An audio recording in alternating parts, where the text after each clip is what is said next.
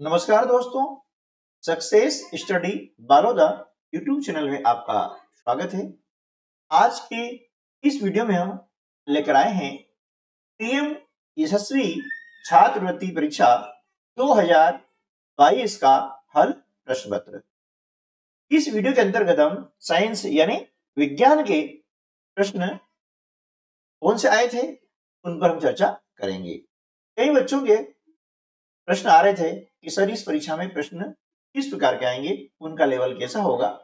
तो आपकी सुविधा के लिए, आपके मार्गदर्शन के लिए हम सन 2022 में यशस्वी जो परीक्षा आयोजित की गई थी उसका प्रश्न पत्र लेकर आए हैं हल सहित, है ना। उसका हमको आपको जो है व्याख्यात्मक हल भी बताया जाएगा। तो यदि अभी तक आपने चैनल को सब्सक्राइब नहीं किया है तो चैनल को सब्सक्राइब कर लीजिएगा। और हमने इस परीक्षा की तैयारी के लिए व्हाट्सएप ग्रुप बनाया हुआ है जिसकी लिंक इस वीडियो के डिस्क्रिप्शन बॉक्स में दी गई है। उस लिंक के द्वारा आप इस ग्रुप में शामिल हो सकते हैं और अपनी परीक्षा की तैयारी आसानी से कर सकते हैं। तो चलिए शुरू करते हैं हम आज का वीडियो। पीएम यशस्वी छात्रवृत्ति परीक्षा 2022 का प्रश्न पत्र। विज्ञान के अंतर्गत पहला प्रश्न है, सूर्य में प्रकाश की ऊष्मा निम्नलिखित प्रक्रिया से उत्पन्न होती है। यहां पर 4 आपको कथन दिए गए हैं। ए, ईंधन के उच्च तापमान पर जलने से। बी, नाभिकीय ईंधन के जलने पर। सी, नाभिकीय संयलन से। और डी है नाभिकीय विखंडन से। यह 4 आपको कथन दिए गए हैं। अब इन कथनों के आधार पर नीचे दिए गए विकल्पों में से सही का चयन कीजिए। ठीक है, यानी सूर्य में जो प्रकाश और ऊष्मा जो उत्पन्न होता है वह किस प्रक्रिया के द्वारा होता है। तो यहां पर देखिए ऑप्शन पहला हो दिया है केवल ए और बी, दूसरा है केवल सी और बी, तीसरा है केवल सी और चौथा केवल डी। यानी इसमें से आपको देखना है कि कितने कथन सही है, एक या एक से अधिक। तो हम देख रहे हैं कि यहां पर 4 जो कथन दिए गए हैं उनमें से कथन सी जो है ना वह सत्य है। नाभिकीय संयलन से जो है सूर्य में प्रकाश और ऊष्मा उत्पन्न होती है। तो यहां पर हमारा उत्तर क्या जाएगा, ऑप्शन सी, यानी 3 नंबर का जो हमारा ऑप्शन है वो सही जवाब हो जाएगा, केवल सी। अब हम समझ लेते हैं कि नाभिकीय संलयन होता क्या है, ठीक है ना।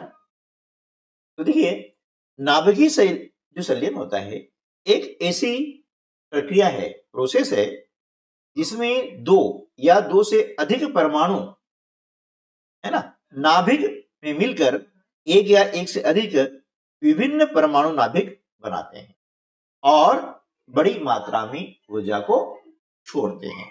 ठीक है, अब परमाणु जो संलयन होता है इसी को हम बोलते हैं नाभिकीय संलयन। इसके 2 नाम हैं, है ना। नाभिकीय संलयन, यदि इसके स्थान पर आता है आपको परमाणु संलयन, है ना, ठीक है, तो इसे ही आपको जो है सही उत्तर के रूप में चयन करना होगा। ठीक है ना। इसके 2 नाम होते हैं, परमाणु संलयन बोले या नाभिकीय संलयन बोले। अब देखिए जो हाइड्रोजन बम बनता है, कौन सा बम, हाइड्रोजन बम। यह हाइड्रोजन बम का आपने नाम सुना होगा। तो जो हाइड्रोजन बम बनता है वह इसी परमाणु संलयन के सिद्धांत पर बनता है। यानी जो हाइड्रोजन बम है वह परमाणु संलयन के सिद्धांत पर आधारित है। ठीक है, चलिए नेक्स्ट क्वेश्चन। नीचे 2 कथन दिए गए हैं। कथन पहला, ध्वनि पानी में संचरित हो सकती है। कथन दूसरा है, ध्वनि का संचरण निर्वात में तेज होता है। उपरोक्त कथन के आलोक में नीचे दिए गए विकल्पों में से सही उत्तर का चयन कीजिए। अब देखिए यहाँ पर 2 कथन दिए गए हैं, आपको ध्वनि संचरण के बारे में जानकारी होना चाहिए।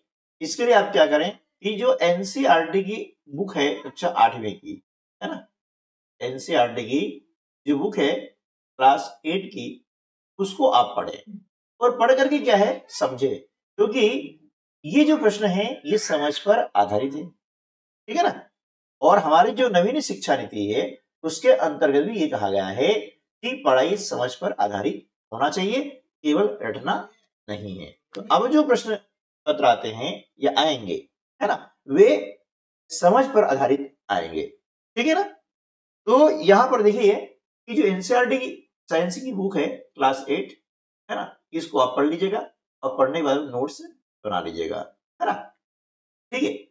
तो इससे क्या होगा कि आपकी पढ़ाई बहुत अच्छे से हो जाएगी। तो देखिए ध्वनि संचरण जो होता है इसके लिए माध्यम की आवश्यकता होती है ना। अब माध्यम क्या होता है, हवा, पानी, ठीक है ना, हवा मतलब वायु और पानी, ये माध्यम है ना। लेकिन ध्वनि का संचरण निर्वात में नहीं होता है। निर्वात मीन्स क्या होता है, वैक्यूम, यानी जहां पर हवा नहीं होती है। जब हवा नहीं है तो निर्वात में ध्वनि का संचरण नहीं हो सकता है, ठीक है। तो यहां पर हम देखते हैं तो उत्तर क्या आएगा, यहां पर उत्तर आएगा कि कथन 1 सत्य है लेकिन कथन 2 असत्य है। ऑप्शन नंबर 3 जो है हमारा सही जवाब हो जाएगा, ठीक है। चलिए अगला प्रश्न है, अगला प्रश्न देखते हैं। तो उसके अंतर्गत कथन आपको दिए गए हैं और बताया गया है कि निम्न में से कौन से कथन भूकंप के लिए सत्य नहीं है। भूकंप के लिए सत्य नहीं है। यहां पर 4 कथन दिए गए हैं। पहला है भूकंप पृथ्वी में अचानक उत्पन्न हुआ झटका या कंपन होता है जो कम समय तक रहता है। बी कथन है अधिकतर भूकंप पृथ्वी की प्लेट्स की गति के कारण उत्पन्न होते हैं। सी अधिक विनाशकारी भूकंपों की तीव्रता रिक्टर पैमाने में 4 से अधिक होती है। और डी है भूकंप की तीव्रता को भूकंप मीटर द्वारा मापा जाता है। अब नीचे दिए गए विकल्पों में से सही उत्तर चुनिए कि क्या, है ना। पहला विकल्प क्या है कि केवल ए बी सी सत्य नहीं है। ध्यान में कौन सा सत्य नहीं है, सत्य है वो नहीं है ना। तो देखिए अब यहां पर देख रहे हैं कि भूकंप पृथ्वी में जो है अचानक उत्पन्न हुआ झटका या कंपन होता है जो कम समय तक रहता है, ठीक है। तो कम समय तक रहता है इसलिए ये सत्य है। अब भूकंप जो है पृथ्वी की जो प्लेट्स की गति होती है इसके कारण उत्पन्न होते हैं, ये भी सही है। और तीव्रता रिक्टर पैमाने में 4 से अधिक होती है, ये भी सही है। अब ये भूकंप की तीव्रता को भूकंप मीटर द्वारा मापा जाता है, ये गलत है। भूकंप मीटर द्वारा नहीं, इसे रिक्टर पैमाने द्वारा मापा जाता है, ठीक है। तो भूकंप के लिए सत्य कौन नहीं है, कथन डी सत्य नहीं है, केवल डी। तो ऑप्शन नंबर सी जो हमारा सही जवाब हो जाएगा, तीसरा ऑप्शन सही होगा, ठीक है। क्लियर। वीडियो अच्छा लगा है तो वीडियो को लाइक कर दीजिएगा और अपने अन्य दोस्तों को आप शेयर कर दीजिएगा, है ना। और चैनल पर यदि पहली बार आ रहे हैं और अभी तक आपने चैनल को सब्सक्राइब नहीं किया है, ऐसे ही यूजफुल वीडियो प्राप्त करने के लिए आप चैनल को सब्सक्राइब कर लीजिएगा। अब चौथा जो प्रश्न है इसके अंतर्गत सूची 1 का सूची 2 से मिलान कीजिए। ये सूची आपको दी गई है 1 और 2, यानी कॉलम दिए गए हैं, इनका हमें मिलान करना है, ठीक है। अब जुताई का मिलान किससे होगा, हल से होगा, यानी ए का तीसरा, ठीक है ना। ये ए का क्या हो जाएगा, तीसरा हो जाएगा, क्योंकि जुताई हल के द्वारा होती है। अब बुआई किस द्वारा होती है, शिड्यूल के द्वारा। शिड्यूल बोने का यंत्र होता है ना, तो इसके द्वारा बुआई होती है। कटाई किससे होती है, दराती से होती है ना, हसिया से हो जाते हैं। और थ्रेसिंग जो होता है वो किस होता है, कंबाइन मशीन द्वारा होता है। कंबाइन मशीन क्या होता है, इससे फसल कटती भी है और उसी समय फसल तैयार भी आती है। जैसे गेहूं की जो कंबाइन मशीन आती है, रीपर आता है गेहूं का, है ना। तो कंबाइन मशीन क्या होता है कि कट भी जाता है और साथ साथ में अनाज निकल भी जाता है। तो ये काम होता है थ्रेशिंग करने का, अनाज निकालना मतलब थ्रेशिंग करने का कार्य होता है। अब देखिए यहाँ पर पहले का संबंध किससे है, तीसरे से है। दूसरे का पहले से, ये दूसरे का पहले से बी का। सी का किससे है, चौथे से है, ये वाला, और डी का संबंध दूसरे से है, यानी ऑप्शन नंबर 1 जो है हमारा सही जवाब हो जाएगा। ठीक है, चलिए अगला प्रश्न है, नीचे 2 कथन दिए गए हैं। पहला कथन क्या है, सूती और ऊनी वस्त्र जैव अनिम्नीकरणीय पदार्थ है, और कथन 2 क्या है, टीन, एल्यूमिनियम और अन्य धातुओं के डिब्बे जैव अनिम्नीकरणीय पदार्थ है। उपरोक्त कथन के आलोक में नीचे दिए गए विकल्पों में से सबसे उपयुक्त उत्तर का चयन कीजिए। अब देखिए यहां पर दिया है कथन 1 और 2 दोनों सही हैं। दूसरा दिया है कथन 1 और दोनों गलत हैं। तीसरा क्या है, कथन 1 सही है लेकिन कथन 2 गलत है। और चौथा दिया है कथन 1 गलत है लेकिन कथन 2 सही है। तो हमें क्या है कि जैव निम्नीकरण के बारे, अनिम्नीकरण और निम्नीकरण, इन दोनों के बारे में जानकारी होना जरूरी है।